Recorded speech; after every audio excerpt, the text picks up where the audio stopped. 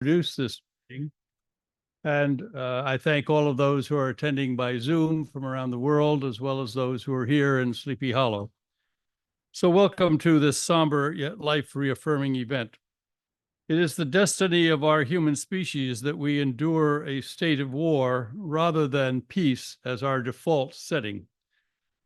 Poetry has always been both an agent and a chronicler of our periodic descent into the hell of war, yet also commemorates and serves our capacity for foresight, a capacity that returns us back to a state of peace. Since wars are made in the minds of men, it is in the minds of men that the defenses of peace must be constructed. These are the first words in the Constitution of the United Nations Educational, Cultural, and Scientific Organization, UNESCO. That preamble continues, having been written just after World War II, and therefore I apologize for the references to men. It was meant to be holistic. These initial words go on to state that a peace based exclusively on political and economic arrangements of governments would not be a peace which could secure the unanimous of the peoples of the world. And that peace must be therefore founded, if it is not to fail, upon the intellectual and moral of mankind. Poetry and song across all cultures offer this moral solidarity. The arts express an expanding intergenerational and transnational revulsion at war making and a thirst to ensure that our children can have peace. Over time, society does listen. Through law, society struggles to codify the bulwarks of peace, building guardrails that avert war. We recognize today crimes against humanity and the crime of genocide. To make peace with nature, we endeavor today to establish a crime of ecocide. We abhor contemporary warmongers. When 9/11 brought acts of war again here to the Hudson Valley Writers Center in this room to read poems past that echoed as a balm for that troubled time. We took solace in Walt Whitman's Leaves of Grass, in the pathos of the Civil War. Poets Margo Taft Stever and Cindy Beer-Fouhy have convened us here to find ourselves in war and peace. With today's readings, the Hudson Valley Writers Center opens again a sacred place for words that imagine the fractures dividing war from peace. With the kind indulgence of Susana Case, Don Krieger, and Hind Shoufani, who will be introduced shortly, may I welcome back to the Hudson Valley Writers Center our special guest poet, Wang Jiaxin. He is a professor.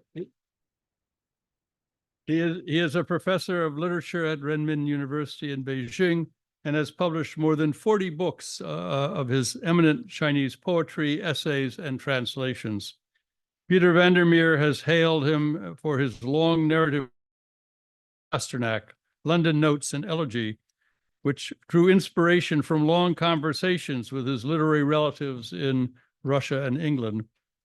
His 2017 collection of poems in English, Darkening Mirror, was translated by Diana Shih and George O'Connell with a foreword by the former U.S. Poet Laureate Robert Hass. His most recent collection of poems, at the same time, will be published next year by Arrowsmith Press. He has read his works and lectured at many universities in Europe, Canada, the United States, and of course, China. He led a translation workshop here in this room in the Hudson Valley Writers Center and has lectured and read at Walt Whitman's birthplace. John Crespi, the director of Asian Studies at Colgate University, assesses Professor Wang's work thus. Wang Jiaxin has exerted a far-reaching influence over contemporary Chinese poetry, not just as a poet, but also for his role as a critic and translator. Wang's poetic voice stands out for the gravity, clarity, and resolve with which it explores the individual's relation to history, destiny, cultural inheritance, and humanity.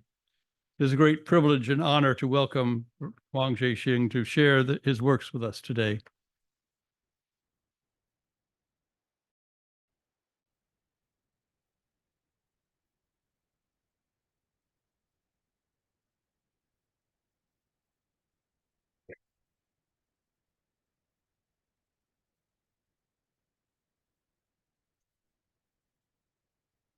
Yeah, thank you very much. Thank you, Cindy and Margo.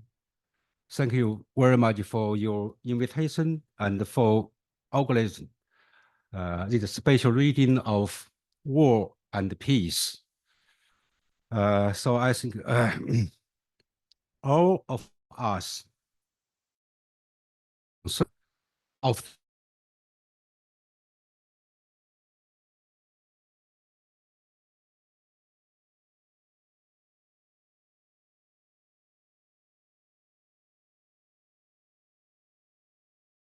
in the New York. So I was retired from a university, live in New York, Manhattan. So it's the poems I wrote in New York, but it express my of the others of Ukraine people with the war in the war hardship.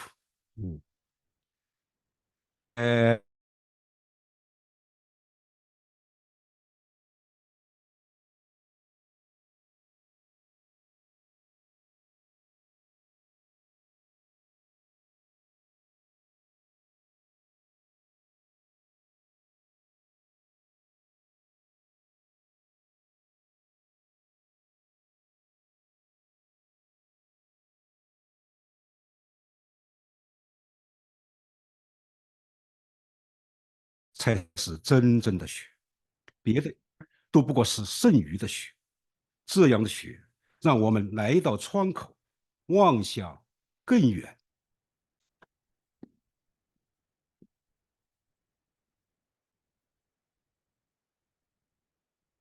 Last year's snow. The snow finally fell. It was last year's snow, making the room colder and darker. Last year's snow finally fell today. I've been through a lot of snowfalls, but I feel that the snow falling in late February 2022 on the path of millions of fleeing Ukrainians is the real snow. Other snows are just vestiges. It's the sort of snow that draws us to the window to look further into the distance.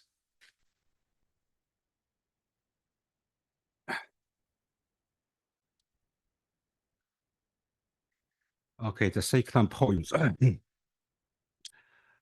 for Kharkov poet 切尔西炸弹炸弹 is a very famous contemporary Ukrainian poet and writers. So this year, Zadan joined the army, so fight in the Kharkov front. So I have translated some his poems into Chinese. Zadan once wrote poems, great poets in the sad time. So my poems that.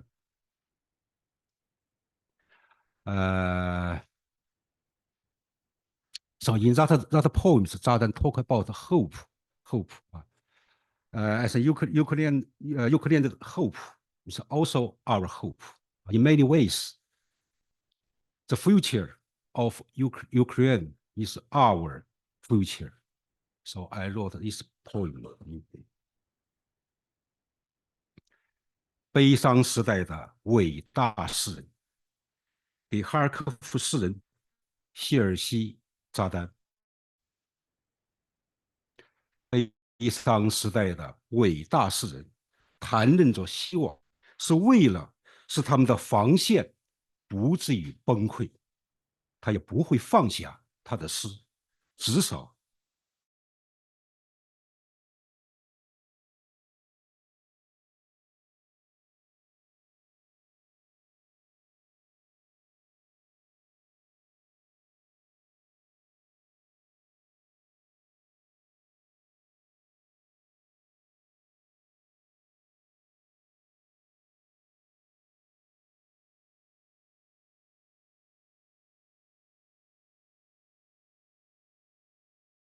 he could share the art of song with a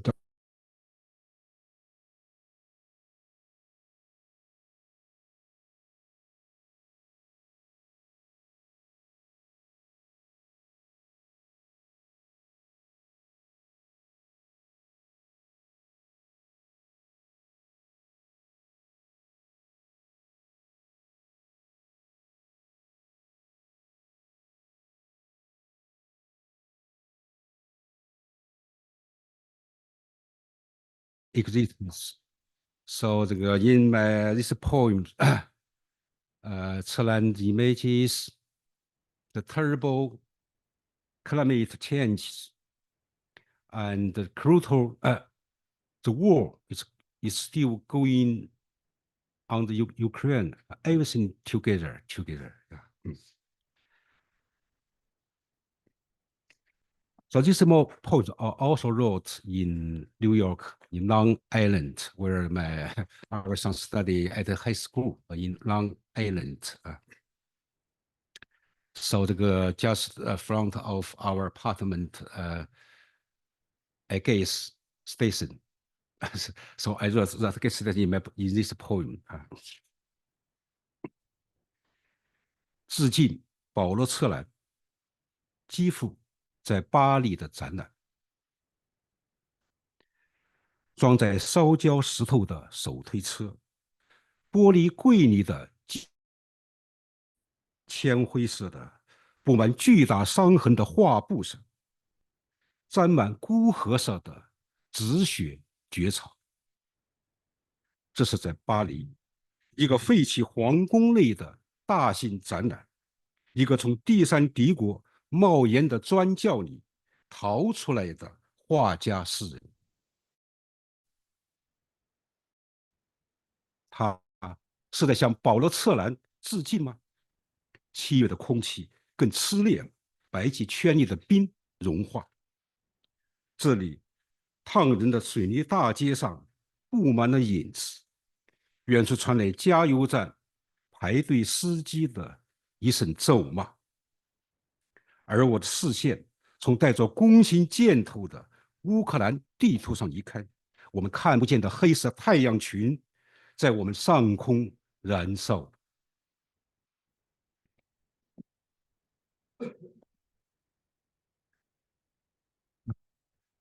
Thanks. For Paul Celan, the Anselm Kiefer exhibition in Paris. Wheelbarrows loaded with fire-blackened stone, a concentration camp in a glass case, a lead-gray canvas covered with huge scars, broken bracken fern fronds stuck all over it.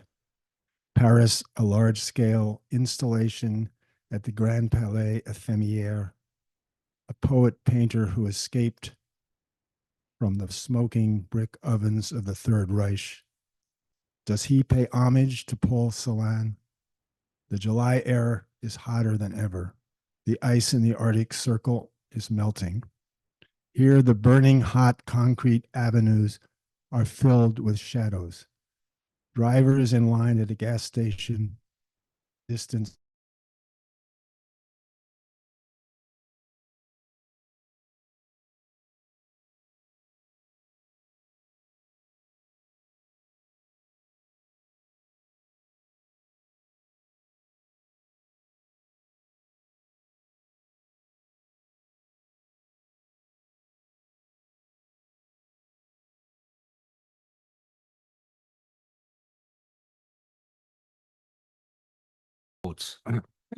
So I'm going to read 3 of them.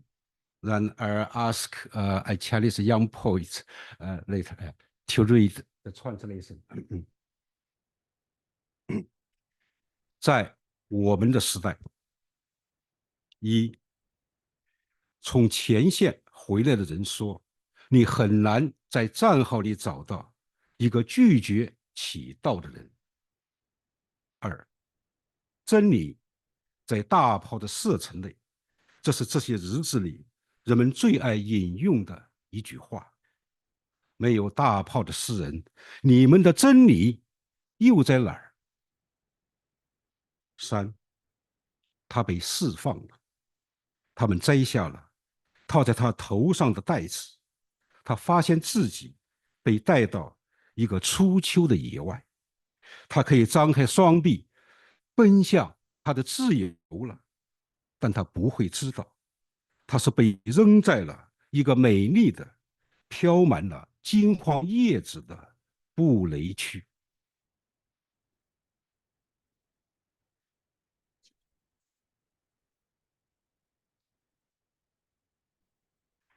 In our time, 1. Men back from the front say, in the trenches, it's hard to find anyone who refuses to pray. 2. The truth exists within a cannon's range. This is a popular expression these days. Poets without cannons. Where is your truth? 3. He was released. The sack covering his head was removed. He found himself in an open field.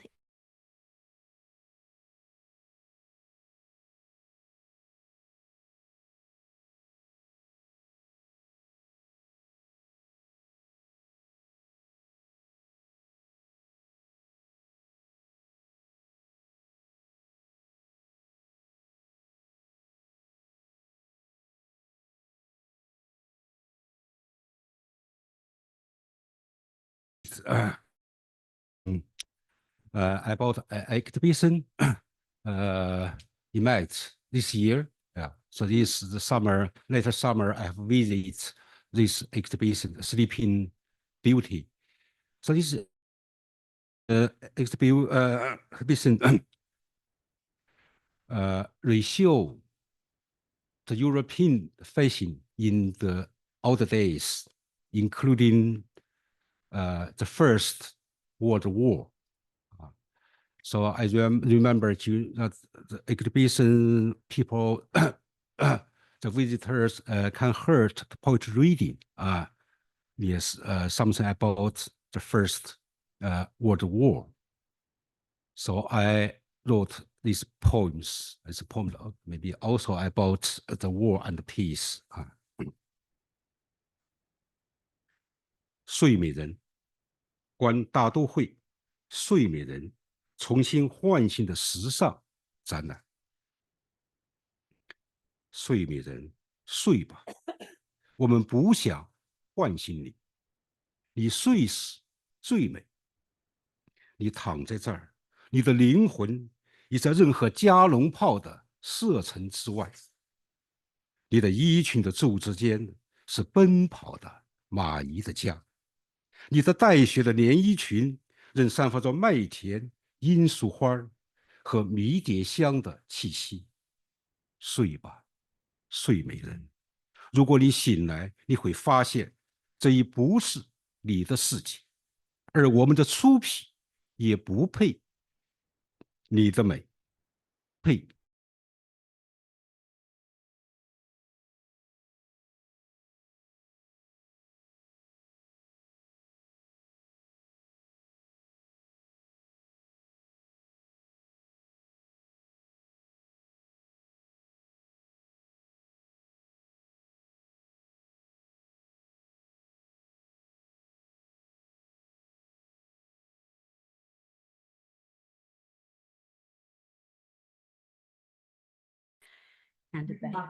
And about wombats. Your secret is out. Susana is a native New Yorker, and I like to think, as a fellow New Yorker, that the voice in her poems has something distinctly New York about it. I hear two strains, a dry humor and a just anger, and both resound in the poems of the Scottish Cafe. Susana activates for us a deep but ironic truth about our own existence. The chapbook,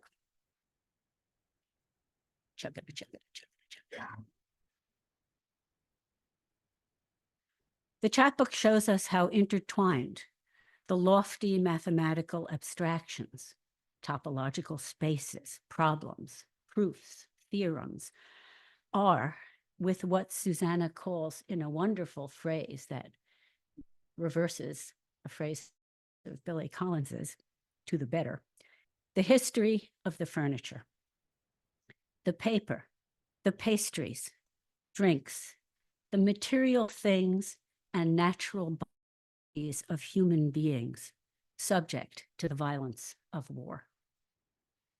The extraordinarily long life of this chapbook, published as winner of the Slapring-Hole Press contest in 2002, translated into Polish in 2010, reissued in 2015 for the 25th anniversary of the press, and now in 2024, translated into Ukrainian, gives one pause for sober thought.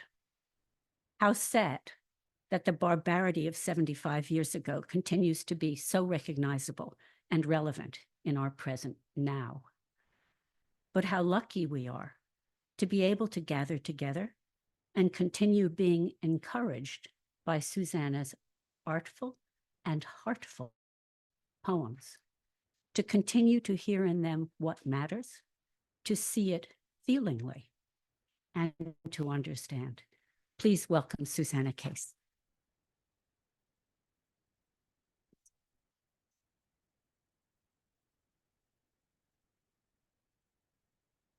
Thank you, Anne. That was beautiful. That was lovely. And thank you, Margo and Cindy, for putting this whole thing together and persisting in doing so.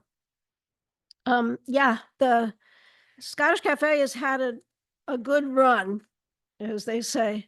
And some of you were here when we had the first launch of the first version of the Scottish Cafe, which had won the Slapring-Hole Press chapbook competition. And I remember bringing up potato vodka, which was referred to in one of the poems. And some of you might remember that. And then some years after that, the Polish version, which was published by the University of Opole Press. And I went to the launch there of the English-Polish version. The chapbook is based on the lives of real mathematicians who were in Poland during the time in which the poems are set, which is the period before, during, after World War II. And of course, as borders change, the city, which was then Lvov, is now Lviv and is in Ukraine. So hence the reason for the English-Polish and the English-Ukrainian versions. In Poland, the book was part of a goodie bag, which was given to the hundreds of participants of the conference, which was a mathematical conference, since it's about mathematicians, although it's not a math book, because some people sometimes worry about that. They say, I don't know any math, but you don't need to know any math. I hardly know any math. And then thanks to Margo and Nick, after the Polish version, we have now the English-Ukrainian version. So this was the original. I brought these up for you to see, and I hope they can see it on Zoom. And then the Polish version used a picture of the Scottish Cafe on the cover, which in the other versions is inside. And then we return to the marble notebook, which I'll make clear the reason for that in a moment. Although I'm going to read from this version, and although the poems are in English and Ukrainian, I'm only going to read the English. I have a genetic connection to both Poland and Ukraine, Poland through my mother's family and Ukraine through my father's ancestors on his mother's side. But my ancestors came to this country more than 100 years ago. And of course, then the whole thing was you just get rid of everything from the old country. So nobody spoke any of the languages. And unfortunately, I never learned them. So I'm going to start with fixed points. At first, they meet at the Café Roma in Lvov on Saturday nights to discuss mathematics and drink cognac. But Bannock lives beyond his means and is annoyed he can't work out something with the proprietor about his debt. So he persuades the others to move across the street to Zielinski's place, the Scottish cafe, where the food is not as good, the cognac is not as good, but the music is good, and the credit is better. And they begin to meet each day around 5. Bannock, Mazur, always the center, at a little table with a marble top, where they talk and write and stare silently at the spaces in their minds, filled with even more formulas than those written down on the marble tabletop, some of which later get written down into a school notebook with a marble pattern cardboard cover. That Bannock's adored wife, Lucia, train pause, buys for 2.5 zlotys at a drugstore in Lvov, and into which Bannock, who does not like to write things down, enters the first problem in 1935. Problems go on odd pages, solutions on the opposite pages, filling up the Scottish book. It is chaos sometimes, arguing and writing and thinking, but chaos is better than order, says Auerbach. You can't lose anything in chaos or find anything either. But a lot of mathematics is found at the Scottish Cafe and lost too. One session lasts 17 hours and results in a proof of a theorem about Bannock spaces, but no one writes it on paper, only on the tabletop, which is wiped off later by the janitor after the cafe shuts for the night, which still today no one can reproduce.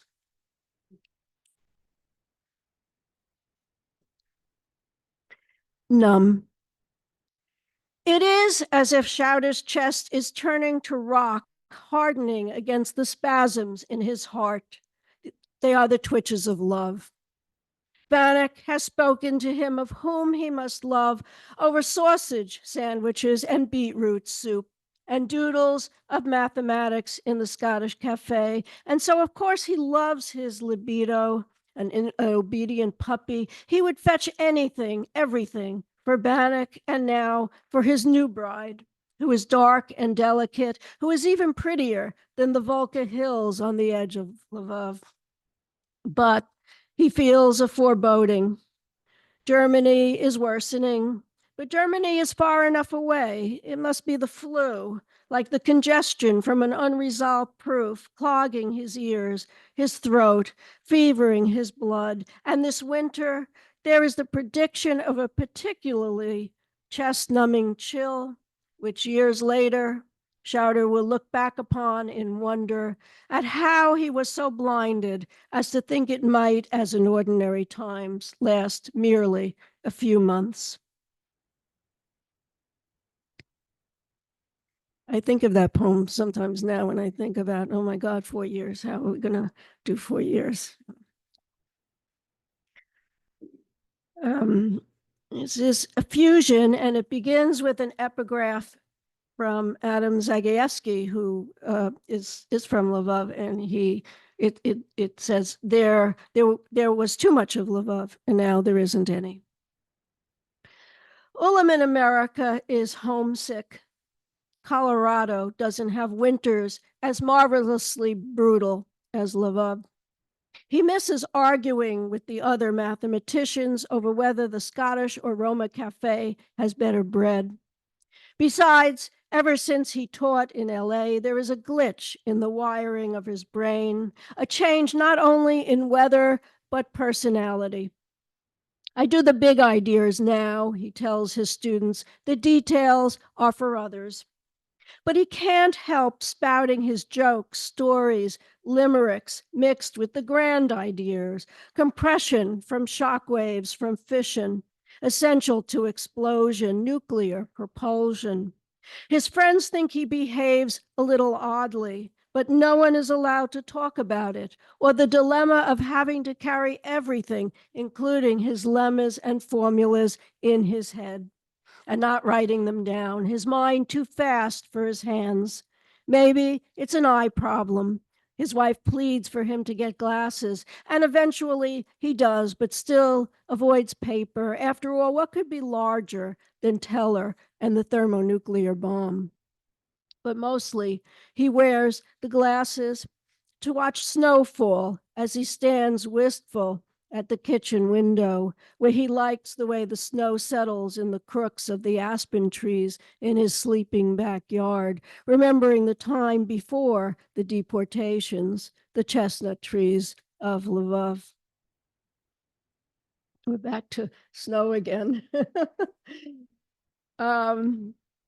This is a fair share of the cake, and it references a very famous mathematical problem, which you'll hear about at the end.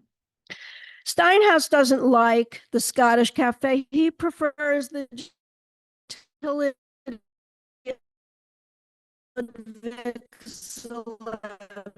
Vic's tea shop. Yet 10 of the mathematical problems entered in the Scottish Cafe's book are his games, his reflection of reality. It's the same way poetry provides a mirror. He sees the scientist in the child in the scientist. But the edges of life look ominous. Probabilities interest him. He decides to take his chances. After all, he's 54 and remains in Lvov to write the final problem of the Scottish book, number 193. It's May 1941, the 31st. A few weeks later, the Germans come. Steinhaus hides and hopes and waits. He misses his mathematics, misses food, misses the child in the scientist, thinks about the problem of how to divide a cake so that each person is satisfied and envy-free. The problem takes 41 years to solve for any number of pieces of cake.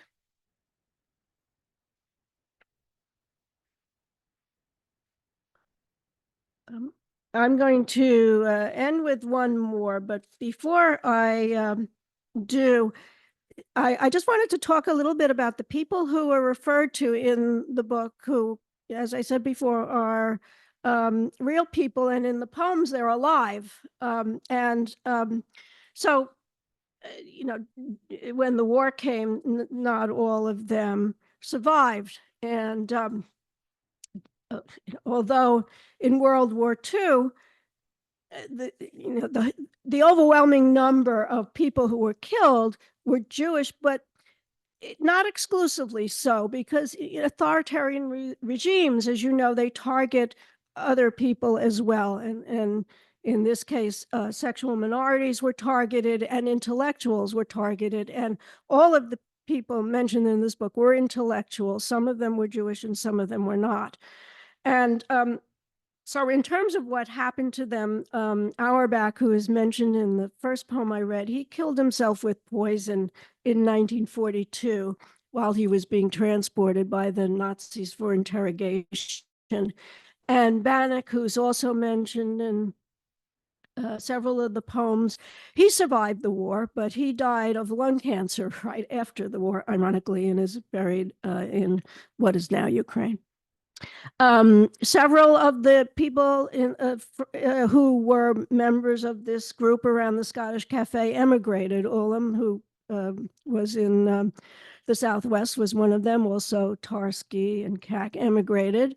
One of the mathematicians, his name was Lebesgue, he went back to France and he died during the occupation, but in France rather than in Eastern Europe.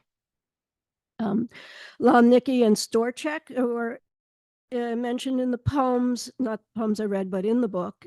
They were shot and killed in 1941 by a secret liquidation commando under Himmler's orders, along with several dozen other scholars and writers, and they were all buried in a mass grave on Volka Street. Mazur and Orlich, they stayed in Poland and survived. Sachs, who is mentioned in the poem that Anne referred to, which talks about the history of the furniture instead of the furniture of history, was imprisoned in Warsaw by the Nazis, and then he was shot and killed when he tried to escape in 1942. Schauder, who is the subject of the final poem I'm going to read, was imprisoned by the Nazis and then shot and killed for trying to escape in 1943 while he was being transported from prison to the Klepperov railway station. And Steinhaus went into hiding and he survived. So this is Schauder's conjecture. He was a teenager tossing cherry pits at younger boys who becomes a man employing cherry brandy at the Scottish Cafe in Lvov, a student of Steinhaus, serious, respected for his fixed point theorem. But now Schauder has less time for the cafe with no decent salaries. He needs 2 jobs to support a wife with no dowry, his daughter Eva with no maid, and none of that trouble compares to when the occupation begins and Schauder had to write to the German physicist Heisenberg to plead that he's running out of paper for his analyses. He's running out of time, and he has a theory that perhaps Heisenberg, whom he met years ago in Leipzig, will be good enough to speak with the German authorities so that Schauder will not be killed. But no one knows what happened to the letter, which is never answered, and Schauder is never seen again, and his wife hides in the sewers with Eva for a time, is eventually sent to Lublin where she doesn't survive, and Eva, who is not well, tuberculosis, is brought to her uncle in Italy, where she lives quietly and does not express too many opinions without sufficient evidence or proof. Thank you.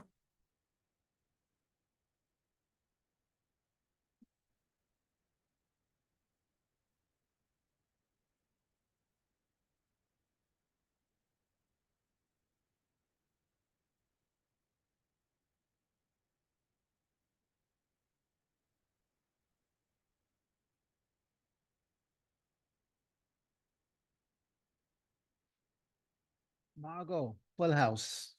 Amazing. I'm glad you persisted, Margo, because we would have missed it for sure. Years ago, when I was a student at Columbia, Joseph Brodsky advised us to take courses in other disciplines. We poetry students felt we didn't need anything more. He says, take something like geography, something concrete like geology, even accounting, he said.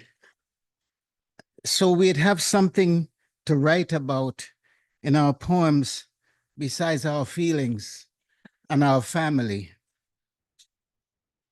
Don Krieger, am I saying that name correctly, I hope? Yes. Good. Is a biomedical researcher and a poet. His poems simultaneously investigate the heart and the brain, which leads to the most intriguing discoveries. For example, in his poem Memorial Day 2019, he finds the distinct irony in a flag so big it can't hang at half-mast without touching the ground. In Long Time Coming, a father tells his son, all the fires are in the colored towns.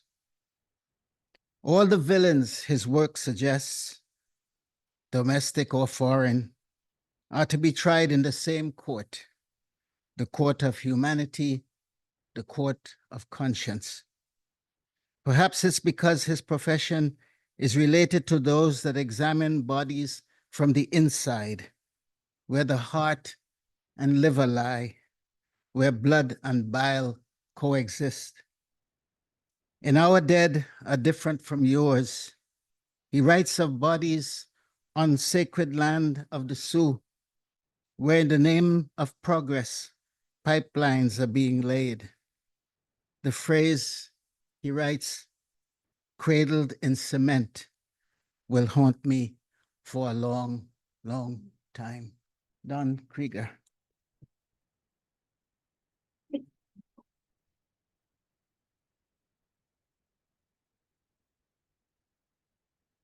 Thank you, Mervyn. Thanks for reading my stuff.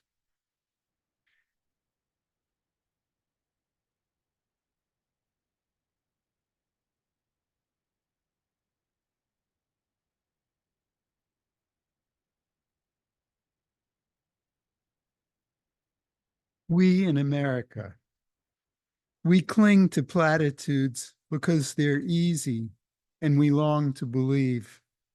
My nation is great. God is good. We who count the dead on a scoreboard.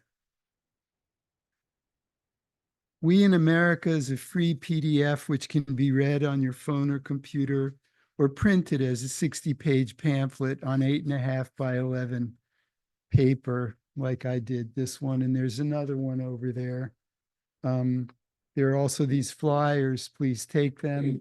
You can download the book at my website or with this QR code.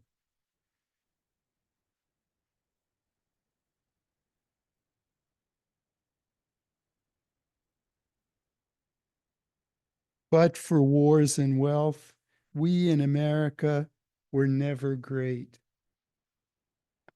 I've been posting notices with the download link to Facebook, Twitter, Truth Social, and Blue Sky, primarily to threads which cater to Trump supporters.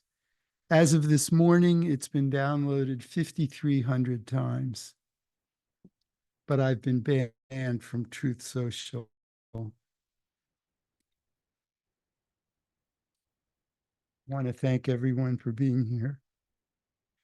I count it a privilege and a great honor to read in this company.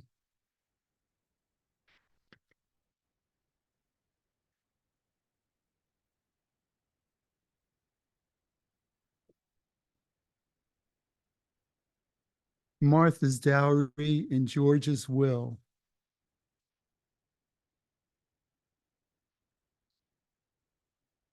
Our first president was one of the few who was not carried away by power. That's a quote from Robert Frost. He was 11, heir to the family farm and 10 slaves. Later that year, he bought 8 more and yet another 7 as a young man. He lived 3 generations. At his and 153 more. Martha's dowry doubled in their 20-year marriage.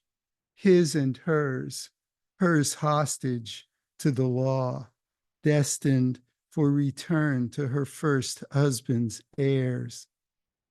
George's death freed his own, though he left it to Martha to sign their deeds. He was our first king in all but name. He could have ended it and redeemed the nation.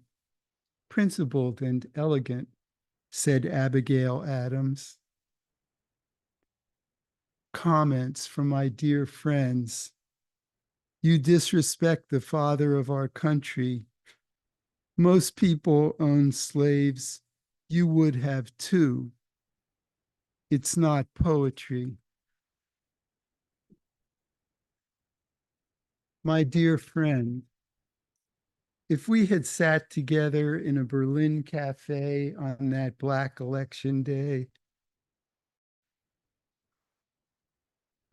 in 1932, sharing our art, laughing and learning, I know you would have spoken for evil. Though the beast and his brown shirts were weaker then than ours are now. Would you still have spoken so in 33 when their mad master, so like ours, triumphed? Or weeks later when their capital burned? Or the next day when their Patriot Act passed? Or the next month when their Manzanar opened? What say you now, so like then, just weeks since our president's darlings, the uncolored beasts, swarmed our Reichstag? Which of us will pick up your tab this time, and what will it be? When is the end of friendship? Will you speak for the monsters still? Tender yet again your gaslighting caress to all of us who love you. That's my dear friend.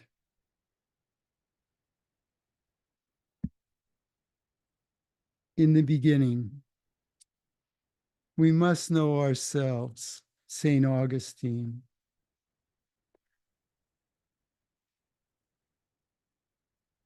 We in America wake to the horror. 1,200 dead, 200 abducted, Israel poised to destroy as God did to Sodom. We swear never forget, or free Palestine, or some other such meme of the moment. Babel, the towers at city center in flames.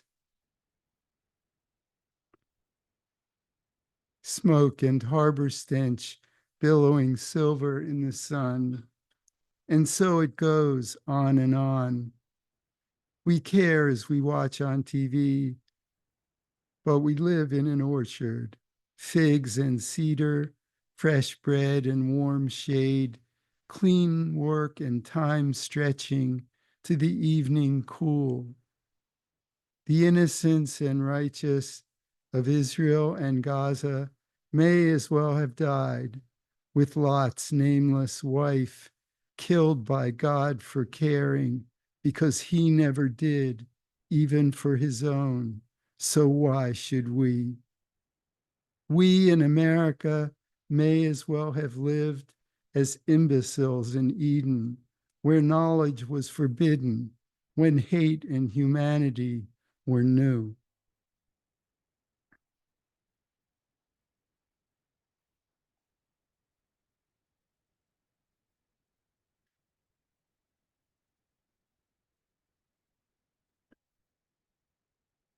On October 7, 2023, terrorist gangs breached the Israeli-Gaza border, killed 1,200 and kidnapped 247. The ferocious response of Israel's military has killed 30,000 innocents and counting, and turned the lives of Gaza's millions upside down. Lament for those held hostage tonight. Tonight, Israel lives, sworn to defiance and blood, in fear for her children, shackled by fanatics or dead. Gaza waits breathless, the hell strike to come. Her creatures hide in her ruins, surrounded by innocents. How many would kill me if they knew me? How many would I murder if I could? Which of us is clean?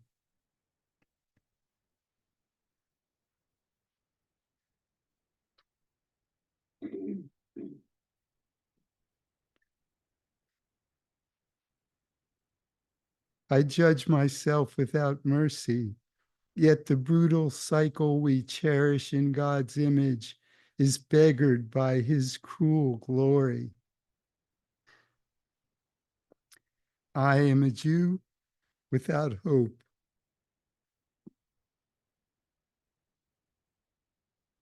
Or faith, yet I can still pray and do. One more time this night, may your death angel pass me by. Leave me whole. You're chosen, terrorized, and waiting for tomorrow's horrors. If you truly exist and hear, then hear this. You are a beast and unfit.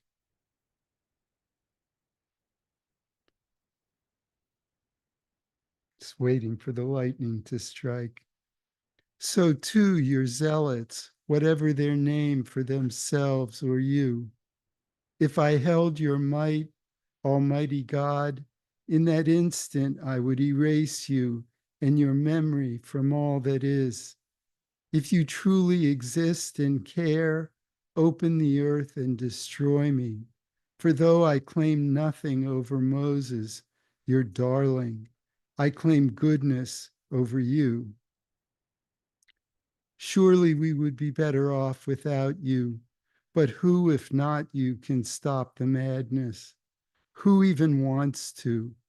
Surely not Israel, whose privilege stands on her armed might and her God-given destiny. Surely not the dispossessed Palestine, whose only strength is destruction.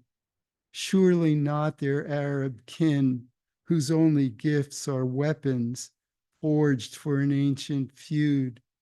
And surely not America, we whose nuclear bullets hold the world hostage, like those Israeli hostages shackled in Gaza tonight, like those Gaza innocents beggared by Israel's might.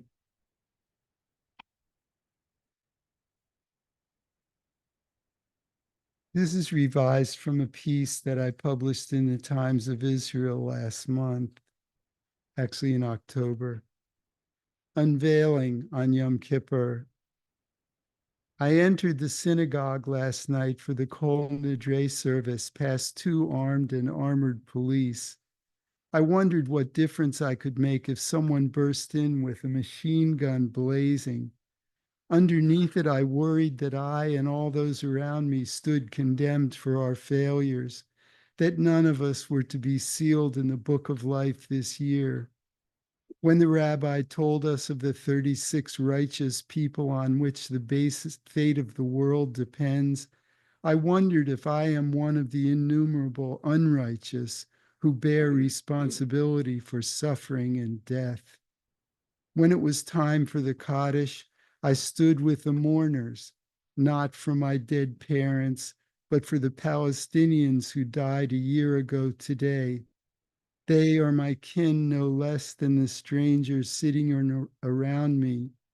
We in America are complicit in the deaths of 1,200 Israelis on October 7, in the deaths of 30,000 in Gaza since, and for the causes on both sides. I am complicit, yet I am helpless to do differently. How can I fail to support Israel?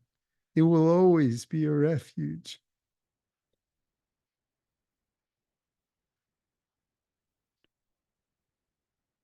For all of us whose ancestors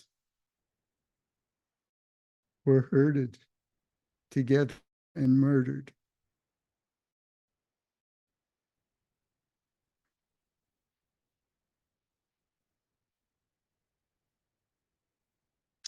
Yet how can I support doing precisely the same to Palestinians, who Israel herds together and displaces at a moment's notice by the hundreds of thousands, like cattle being moved from one pasture to the next?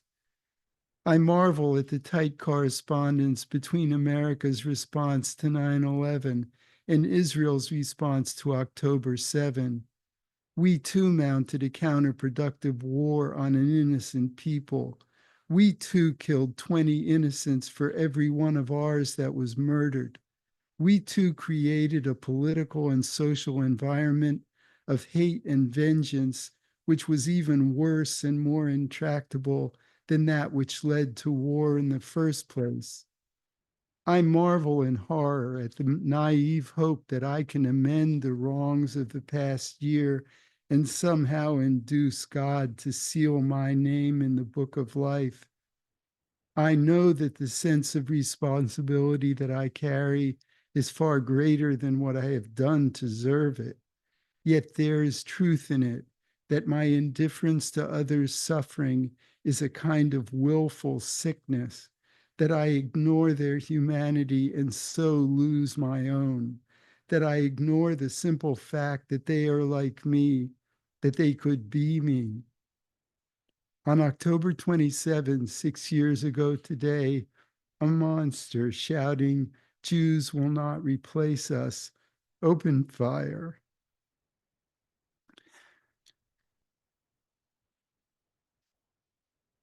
At the Tree of Life Synagogue around the corner from where I lived.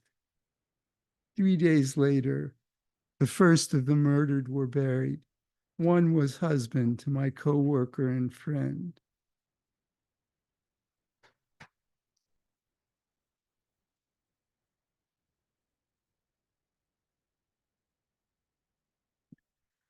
"11 months later, I wrote Unveiling. The Jewish Chronicle turned it down, but the Pittsburgh Post-Gazette took it. Unveiling. 11 lives taken at the Tree of Life. Hours later and miles away, our writing workshop canceled. Our chance for defiance, however small, gone. I waited at the funeral with hundreds to pass security, newsboys on the street asking with their cameras, who is afraid?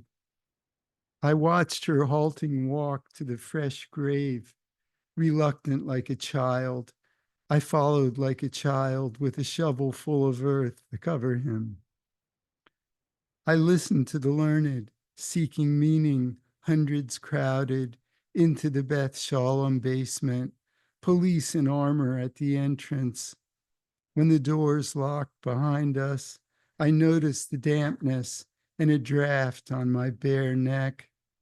Today was 11 months, hundreds standing witness in the warmth beneath the trees. I still live, so I was there.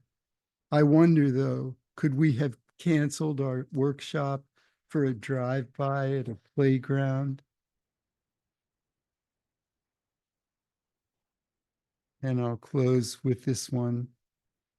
Our shared humanities.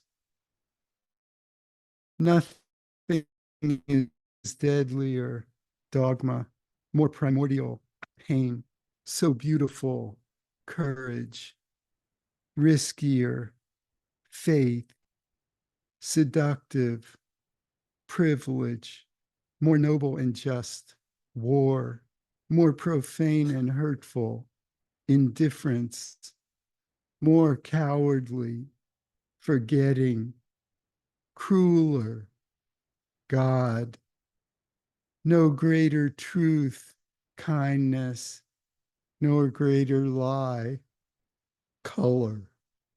Nothing is more human, discovery.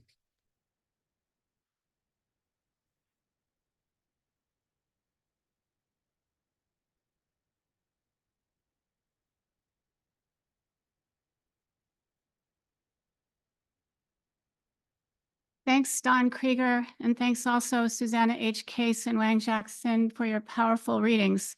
I wanted to thank the Hudson Valley Writers Center. Special thanks to Christina Papadopoulos and Cassandra Cartagenes for helping us with this event. Thanks also to Cindy Beer-Fouhy and all the people who made this possible, including Don Krieger, Susana H. Case, and Ernie Brooks. Hind Shoufani is a multidisciplinary Palestinian-American writer and filmmaker who grew up in the Arab liberation movement. Shoufani, who once lived across the Arab world, now resides in Brooklyn. For over 25 years, she has served as director, producer, and editor of documentaries. She garnered a New York University MFA in filmmaking, a Fulbright scholarship, and an international writing program residency with the University of Iowa. Her award-winning first feature film, Tripalong Exodus, is screened in over 40 countries. She is the recipient of a British Academy Film and Television Award and an Oscar nomination for the film The Present. In 2023, her documentary, Heavy Metal, premiered at the Tribeca Film Festival. Hind has published creative essays, prose, and poetry in international journals, magazines, and anthologies. For over 15 years, she also curated and hosted poetry and spoken word events. Her previous books of poetry include Ink Stains on the Edge of Night and More Light Than Death Could Bear, Whole World Press. She is the editor of 2 anthologies of literary essays, poetry, and photography, Nowhere Near a Damn Rainbow, Xanadu 2012 Lebanon, and Uncommon Dubai, Uncommon Ltd 2014. Shoufani is a contributing editor of the political journal Discontent. Her new book, Dark Star in the Key of Requiem, and what a great title, will soon be published by Diode Editions. Poet and editor Marilyn Hacker says of Hind Shoufani's poetry, "Here is a vital, sensuous poetry, international and personal, impassioned and angry, larger than life and cinematically accurate in detail. Hind Shoufani, a polyglot Anglophone Arab poet, a poet of the Palestinian diaspora, is in the line of the Caribbean American June Jordan, the Moroccan Abdelatif Labai, the British Tom Paulin, the Iraqi Bushra al-Bustani, poets of memory and modernity, protest and passion. But her voice, her cadence, her worldview of a young woman at home and not at home in a dozen cities are indelibly her own." Let's welcome Hind Shoufani.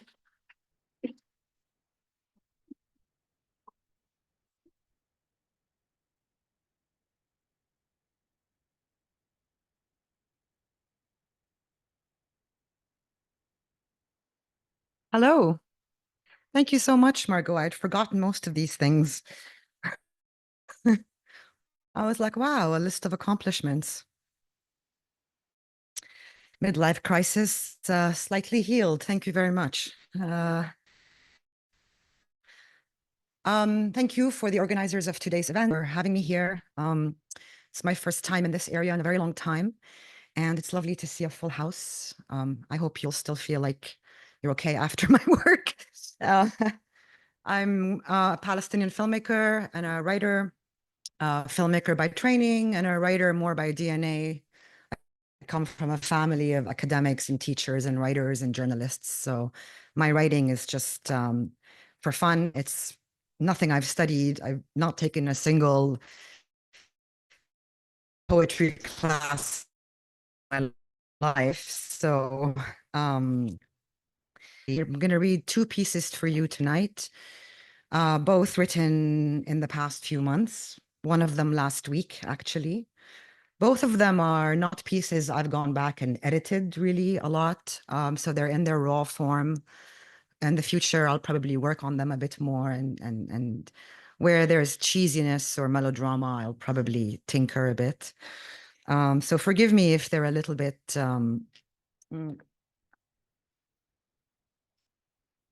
in their initial shape. The first one is part of a series of texts for Gaza. This has been the worst year for Palestinians in a very long time. I've seen a lot of war and destruction, having lived across the Middle East. I was born in Lebanon, in South Lebanon, where the war has been recently. But I think the past year has really surpassed anything we could have imagined. I also lived in Syria and witnessed the war in Syria. I lived in Beirut for a long time, but nothing really has compared to the genocide of the past year.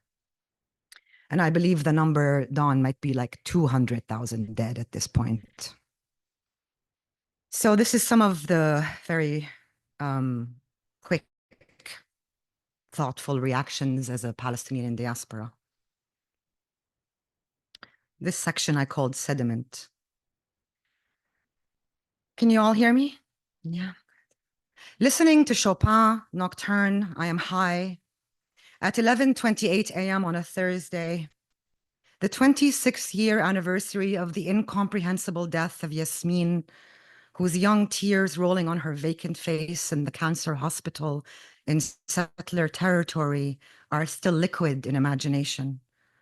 On the date of losing your Palestinian mother so long ago on occupied land, you locked glances with morning in ceaseless, saturated clarity and knew. This is how grief is pinned. Sediment which requires 1,000 years that no water can whittle, no matter how parched you pled, no degree, no angle of sunlight pulling the bacteria down. What did I do during the war? I stopped. I sat with myself and I read to my bereft self the soliloquy of facts to comprehend that all that was going down south of my youthful home was really going down. I looked at it and looked at it and looked at it, and my words tumbled through dark wells without a whisper. In the war, I thought about endings, all the paths where lineage desists. No one hugged me for days. I stared at the changeling lights in my recent Brooklyn home, observed the plants miraculously not collapse. My body does send me all the signals of an implosion, I know. I let it sleep as much as it can, refusing the news when I can stand to. I pray, sans faith, against the dismay in every sigh that steeps out in my sister's speech. She breathes differently in the genocide, cannot keep her fingers still, no longer has use for lipstick. What did you do during this unfathomable slaughter of kids? I watched their lolling gray heads decay on the sides of litter highways. Roadkill for the buzzards. I archived their nightmares, coming out of splintered bedrooms to say, no thanks, I will die here. Let me be. There is no one left out there beyond the rubble, no kitchen of my aunt, no majlis of my jiddo. I shivered a lot this year when imagining limb amputations without anesthetic, even with anesthetic. These doctors they targeted for continuous assassinations had the hardest jobs in existence. To saw off the limbs of children shrieking, I don't even want to write the words. In a world of no post-op care, my teeth are cracking with the weight of no. What did we do during this war? We cultivated self-watering hatred. We brokered spells. My chest stutters at the magnitude of the military-industrial complex. They battle-tested AI-driven bombs indiscriminate on the petite halos of kids named Rania and Mansour and Lubna and Osama and Hamid and Layla and Noor and Yumna and Rana and Hiba and Ahmed and Khalid and Karim and Jamil and Amar and Zahra and Yasmin and Amani and Laith and Nadim and. What did we do during the war? We watched our names terrify the unfree world. Tight-lipped diplomats bandy around the rearrangement of words for months, debated in great hallways of free speech bastions of moral certitude, places hallowed for the never again for anyone, and nothing but hot air eventually comes out of simp meetings of paper pushers, cowing to the signature of orders and the raising of a singular veto hand. And here is Palestine poking holes in the United Nations balloon. Pop went the Geneva Convention. Pop went the Security Council and its filament-thin condemnations. Poof went the Rome Statute. A court mockery is sketched of the great lands of this great globe in the double rhetoric of apathetic, ignorant parliaments where the breath of the millions of our people get decided upon, wiped out by weak spirits who know nothing of our might. 1,000 stains upon the retinas of those who let this happen.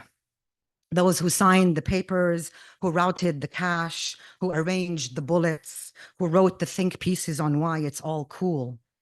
Those who attempted to badly jerk dance on sand rife with our bereft poems. Those who made films of our dismantlement. Those who rejoiced in the dust of our teachers still under stones. Those who lied knowingly to safeguard the vaults. Those human shields for hypocrisy. It takes 50,000 amputated Palestinian knees to bring a few of us to ours, I suppose. I thought of Jesus a lot this week. He is from my mother's hometown of Nazareth, known for his forgiving nature. And the extermination, I did not forgive a single image I saw. Every ashen corpse piled on grass, every collapsed spine by a wall, unable to stand from the weight of knowing.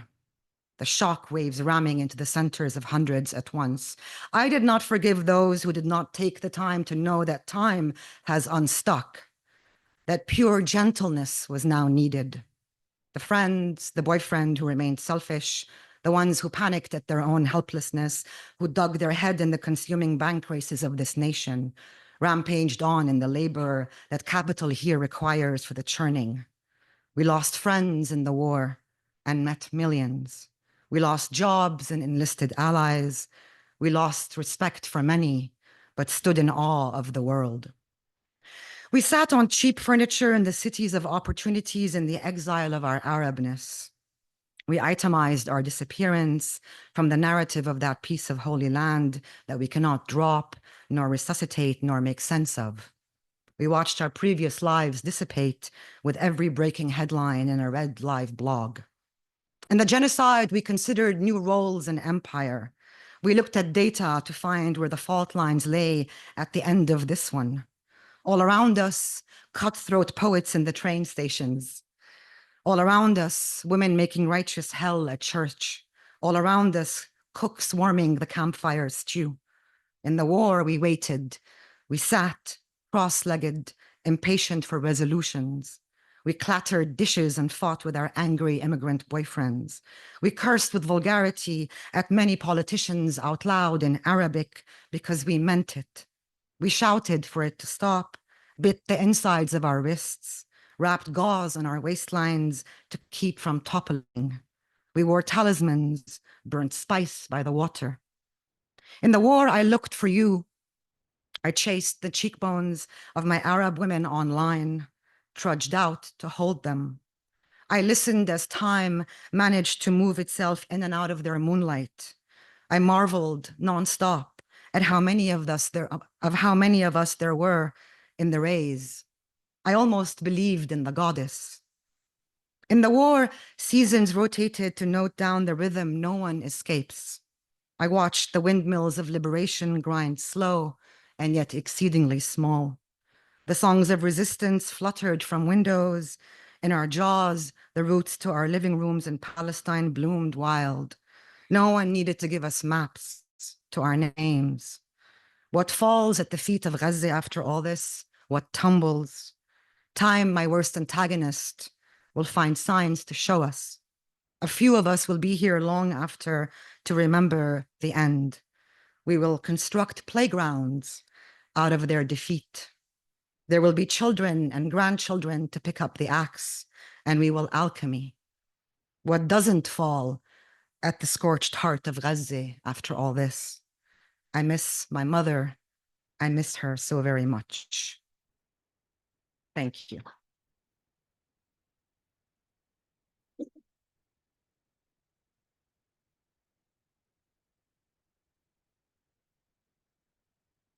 That was a soft version of this text. Anyone here knows the story of Hind Rajab? Aaron, my friend, thank you for coming with me today, Aaron. Hind Rajab is was a six-year-old kid from Gaza.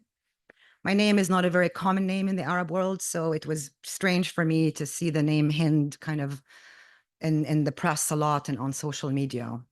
Hind was struck by perhaps a Merkava in her car.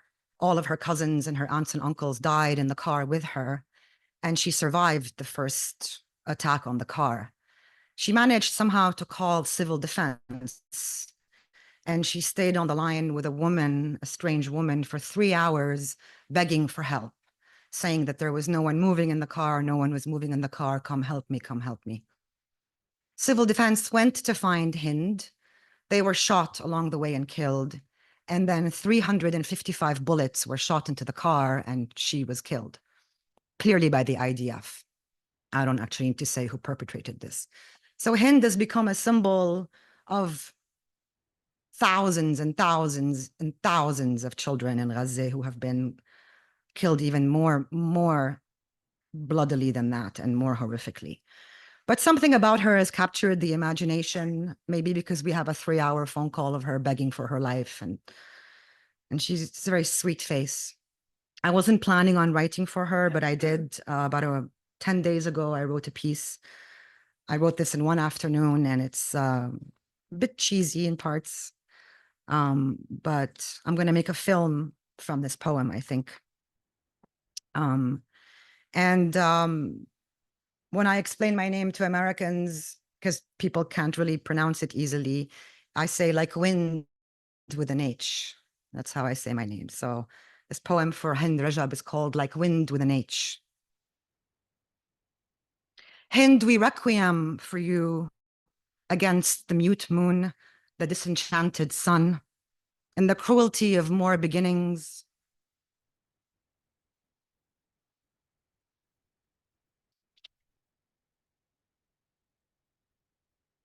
Hind, we requiem for you against the mute moon, the disenchanted sun, in the cruelty of more beginnings, in the aftermath of your end, in the resounding exile of our chants, our chests pounding to leap up your balconies and run. I sit to note the stagnant grin, the sweet skin. The frail threads between us are filament letters of a blood, a curse, a name I keep. Our brown curls perhaps bond us as kin. Our lullabies twice born to lull rockets to sleep. Maybe a greed for okra, for garlic, satiated by yogurt, by sesame. Perhaps the same first words we babbled in the hope we plant. Your mother calling you her mama, your father naming you his baba. The spells of familia in Arabic, easily brewed in the mornings of rough pita, dark cherries, and strong black tea. This pleasure we reap. We will not know your fingers as they age, what they might have tilled, toiled, spun into orbit. How baffling, how befitting that the 355 depraved bullets muzzling your voice, these burned rounds now mark your exit words in permanent ink. Since them, the irrevocable timber of your last contract is Talmud for the times, is a war song to topple maniacal kings. The sanctity of it is pervasive, at least in our lifetime, those of us here present to your calling, our eyes nailed open to the unanswered mercy you pled. History is not kind to the saints, nor to our girl offering grace to the passages of her dead. The carcasses of laughter once bestowed, now somber, in the freezing husk, in the limp, in the dried up, the bled. How impervious your smile now is to ruin, how grotesque my grimace in the summoning of your stranger mother, questioning the blue of anything, forgetting about water in the parched cracks of her still being. While the sky is fire, here is your mama hollow, slumping, whispering a nidr, incantations to the guns, the holes, the wires, the spirits of fortified steel. What wind rocks the horizon with a dirge? Grace I send, grace I say to the stranger woman who spoke, who held the black hours at bay. Grace I say, grace to the stranger man who rushed off to the rescue, never to appear or reappear. Grace to our grief after grief after grief. We all memorized your final courage. Your looping language stunted is a tornado of light, Hind, is silver of heaven in the blinding of white hues of cheap cotton, in mass graves wrapped in plastic blues and toxic, rotten. We will not know what your eyes might have devoured of sea, of adoration disguised in daily routines. We breathe far from the joy in your skipping, in the Palestinian wrists, dancing your braids, now alight, now humming. We will not rest temples in your recitals of beauty, nor learn the expanding dictionary of harmony unfurling in your simple dreams. We will not know the advent of miracles in the sand you collect. We will not feel the fear as the clouds struck damnation, thunderstorms of needles at the push of small buttons, fraying a homeland at the seams. We will not know the keening mourning of your sister's cheeks, starting to lose focus, the sound of the patter of your feet.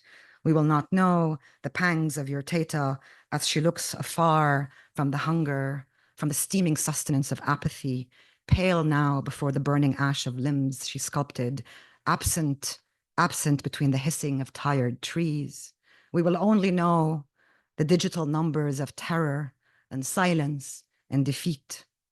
Words fluttered from your ache, recorded numb tongues bequeathing us fables, but no salvation for your shivering, for your sputtering, galloping center, for the encroaching heat.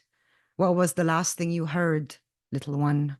The hate of so many, perhaps, as the gut of the world cracks open for you and eats.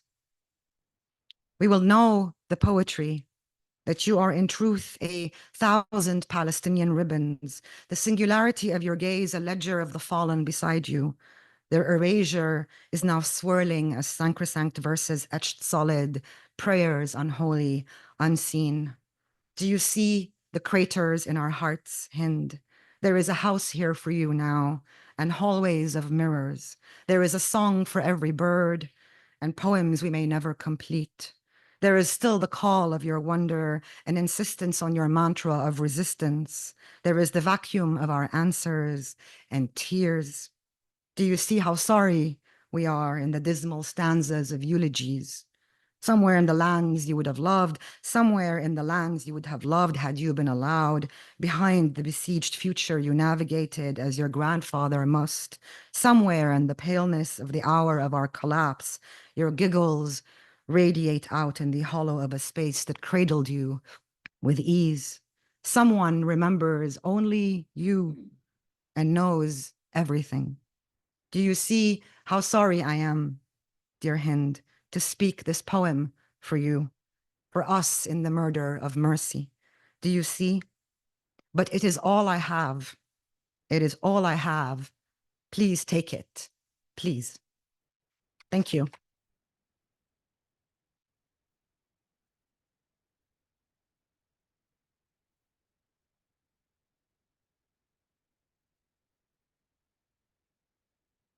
Thank you, Hind, for your powerful poetry. Thank you.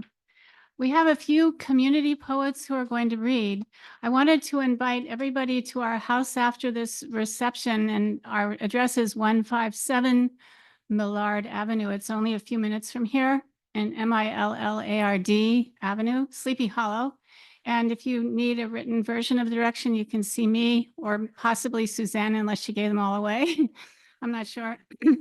Please, if you won't mind, when the event is over, could you please just bring your chairs back to the back of the room? That would help a lot. And also, I wanted to encourage everyone, if they are interested, to buy a copy of The Scottish Cafe, which is for sale at the entrance, and some other books if you're interested. And also, I wanted to thank Anita for all the work she's helped with, and she's going to be selling the books. And also, please pick up Don Krieger's flyer so you can download his book.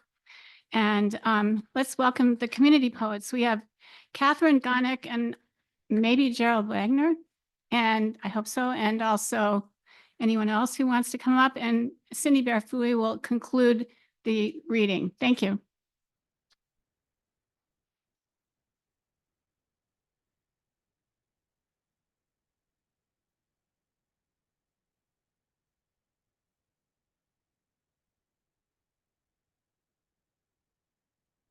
Hello. I have a poem about why I think genocide is not a good word to use. I think it's inaccurate, inflammatory, and ultimately does more harm than good. But I am not going to read that. Instead, I'm going to read one that talks about the practice of Tonglen. And if anyone doesn't know what that is, it's a Buddhist breathing meditation, which I don't actually practice. I just write about it. Warfare is the opposite of practicing Tonglen. Ask to inhale your pain and to exhale my compassion. I instead inhale your righteous rage, feel fear, exhale my own just rage in return. And too fast to notice, a fiery fence springs up the burning barricade of exhaled words that separates my dangerous pain and yours and makes us equal in unsafety. Thanks.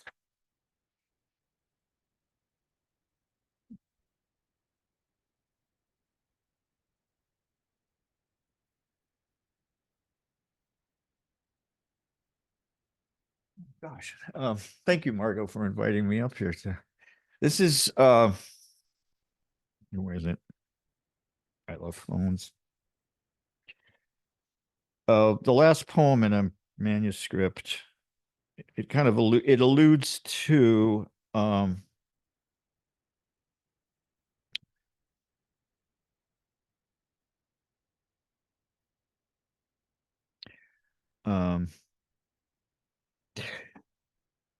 in Heian period, if you were rich and you wanted to say hello to a young lady you thought was good, you go stand in her garden. And there's a story that one of the famous poets made a guy come 100 nights. And he did, but he died the last one. And hymnia is the Greek muse of sacred music. Divine hymnia, teach me a song for the poor in spirit, a song for we, the huddled, the curled, the despised in dry doorways. We who drag our rags across 4 lanes like kings. We, the furtive, the limping, the gaunt, the drained, the depleted, the hollow. We who come each night to stand in your gardens, wait for your love. Thank you.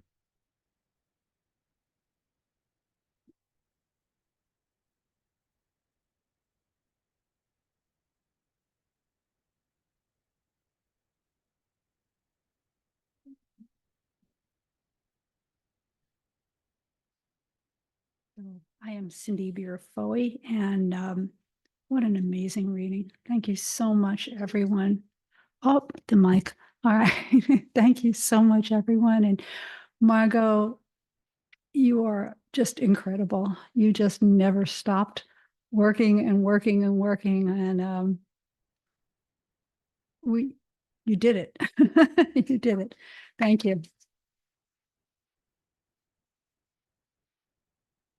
I'd like to end with a poem I did not write. And actually, it was written by Naomi Shihab, who I did invite, and she said she was very much needed in Texas right now, so she couldn't come. But her poem is a poem that I have read so many times in the last few years. I share it with my students. It's a poem of hope, and I think that this is the way I would like to end the reading. And please forgive my Arabic. I'm not good at my Hebrew either. So, Shared Words, Shared Worlds, Gate 4A by Naomi Shihab. Wandering around the Albuquerque airport terminal after learning my flight was detained 4 hours, I heard the announcement. If anyone in the vicinity of Gate 4A understands any Arabic, please come to the gate immediately. Well, one pauses these days. Gate 4A was my own gate. I went there.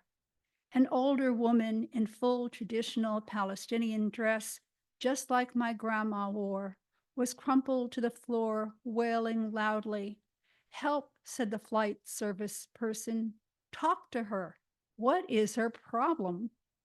We told her the flight was going to be 4 hours late, and she did this. I put my arm around her and spoke to her haltingly.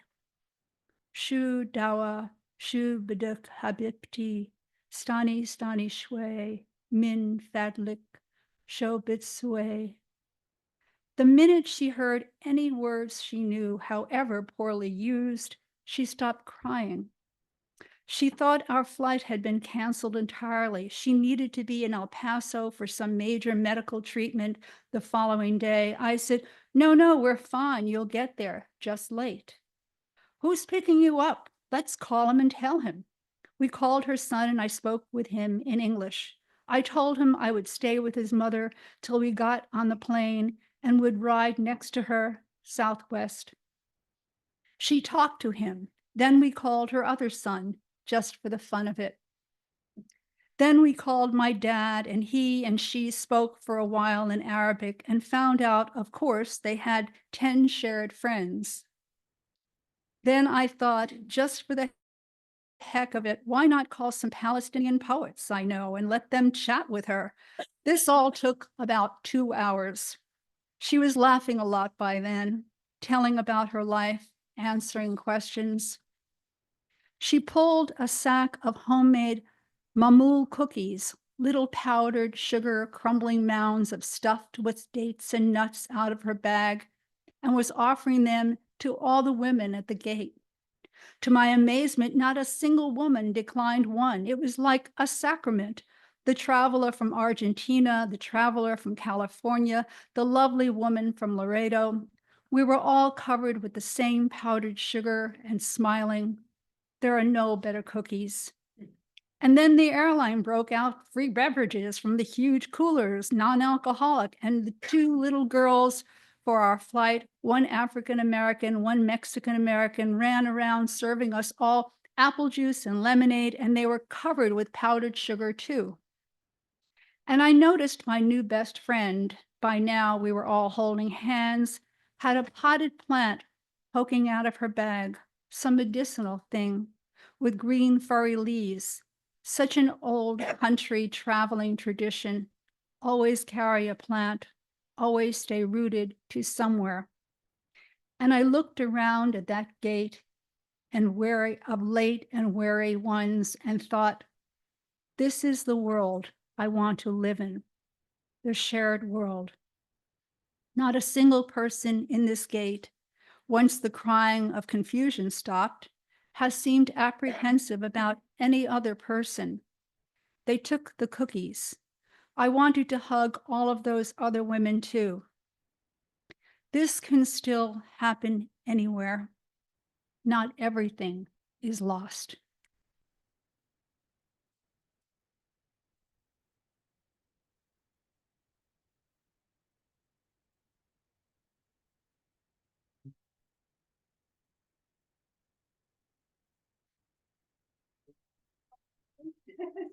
Thank you, everyone, all of the poets. Margo, do you want to come up and just say a few words before we end? Thanks to everybody for being here. Really appreciate everybody coming out on Thanksgiving weekend to come to this reading. It's such an important subject now, especially this year. This year, this is, and hopefully it won't be so important in the future. That's all we can hope. So thank you for being here.